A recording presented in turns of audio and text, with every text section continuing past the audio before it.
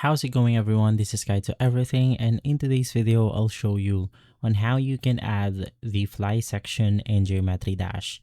Now, just to show you, I have this level right here ready to be edited. Just head over to your level editor, and basically from here I have a simple obstacle of this blocks. Of course, you can customize this to whatever you want to. Maybe you want to add some spikes onto it, but to make this tutorial simple, I'll just keep it this way.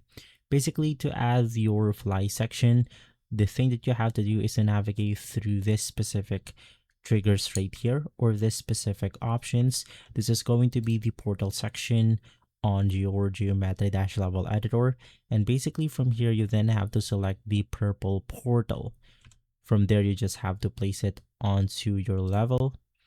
Now, from here, just play out your level normally, and basically you will be able to get the fly section in your Geometry Dash level. And so guys, if this video has been helpful, leave a like, subscribe, and follow Guide to Everything for more videos like this. And as always, thanks for watching.